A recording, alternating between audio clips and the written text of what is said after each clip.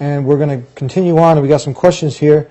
One of them, which is, I have a hard time grasping the concept of final decree, Qadr in Islam. How do you answer this? Several ways. I mean, this can never be a short conversation, as you know, predestination. If God already knows what I'm going to do, how is it my fault? If God is all-powerful, then I'm not really doing anything. Somebody else. And if someone has a hard time understanding that, you know, if it's the first problem, if God's under complete control, then I can't be held responsible. If somebody was having a conversation like that with me, the first thing I'd do is slap him. Why'd you slap me? It's like, it wasn't me, it was God's decree. You can't blame me for that because it was predestined. That wouldn't work.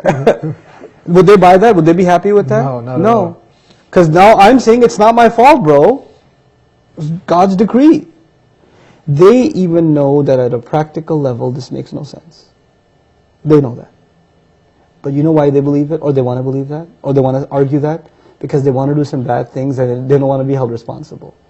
Just like I just did something bad, and I wouldn't really do that, but I'm demonstrating that they don't want to be held responsible. That's the psychological root of this problem.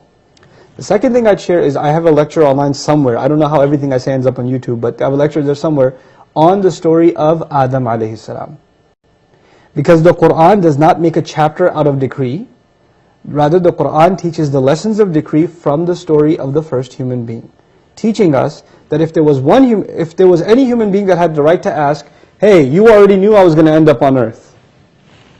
What do you mean I ate from the tree as punishment, I got to go on the earth? You already knew all of that. If there was any human being who could have argued God's decree is entrapment, who could it have been? Adam alayhi salam. We learned the solution to this problem in the Quran from Adam alayhi salam, and his story says that a careful study of his story, little by little, is very important. And at the same time, you know what Shaitan said? Oh, you planned this whole thing against me. You made me slip. So the one who says God decreed me to slip is who? The devil. The devil. The one who says I was the one who was wrong. رَبَّنَا ظَلَمْنَا أَنفُسَنَا. We wronged ourselves. Not God wronged us, we wronged ourselves. If He doesn't forgive us and show us mercy, we'll be from the losers. The one who admits his own fault is Adam. The one who refuses to admit his fault and says it's God's fault is? The devil. The devil. That's what we're learning in the first human being story. No surprise, they call this the oldest problem in philosophy. The wants to continue his failure, he wants to inject that virus into us. It's the oldest problem in philosophy because that's Shaitan's problem. Predestination was Shaitan's problem, you know. We were with our brother Chris, and I don't know if you remember, and he asked the same question to you. We were having lunch, and you gave an analogy, a story. Can you share that with us? Do you remember that? Sure, I remember the A and the B, yes, the two lists in a party. Yes, I can share that analogy with you. That's actually the way my teacher explained it to me, because I used to have the same question, and you know, different people are satisfied different ways. I was satisfied with that explanation. He was satisfied with that also, yeah. Okay, so I'll share it with you. Now imagine that I'm throwing a party. Yeah.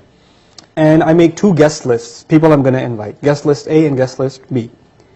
Guest list A, it's secret. These are the people I'm going to invite, and nobody knows who's on this list.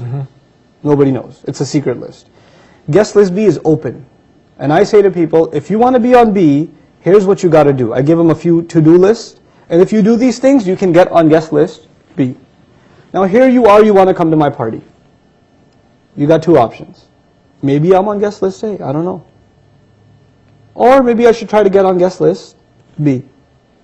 If you say, well, I'm not going to bother trying to get on B, I'm probably already on A. You know what that proves? That proves you didn't really want to go to the party that bad. Because you're gambling, aren't you? But if you say, you know what, maybe I am on A, but maybe I'm not. But I really want to go to this party. What should I do? Whatever tasks there are to guarantee my spot on guest list B. This is basically how guidance works, predestination works. Allah decides who's going to go to hell and who's going to go to heaven. There's a secret list. But there's also an open list. Do this, you get on guest list A. And there's some people Allah will decide to guide, they're over here. Amazing thing, you get to the party, guess what you realize? Your name is actually on both lists. And all the people who signed up on B were already on A. And all the people that didn't sign up for B weren't on A either. Meaning Allah mysteriously guides some people, but those are the people that do the right things anyway. Allah mysteriously decides some people don't deserve guidance. Well, you know what? They're the ones who actually don't do anything to deserve guidance anyway. So both of those things, in philosophy you could say it's God's will and human effort. They come together in Islam.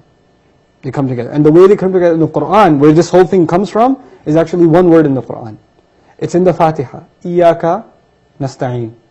We say the word Iyaka nasta'in, which translates your help we seek, or only your help do we seek. I'm sure you've heard that translation before. The word nasta'in in Arabic is important here.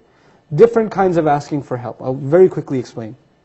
If I had a flat tire, and I sit in the car listening to the radio, you walk by and say, hey buddy, could you help me change the tire please? I'll pop the trunk for you. And I sit in the car while you're changing my tire. That's asking for help, but that's a pretty retarded way of asking for help. Now imagine I had a flat tire, I got out myself, I pulled out the jack, I'm trying to crank up the car, but I'm not strong enough. You walk by and say, hey Eddie, you look like you work out, come on, help me out over here. I put effort in, and then I asked you for help. That's called nasta'in.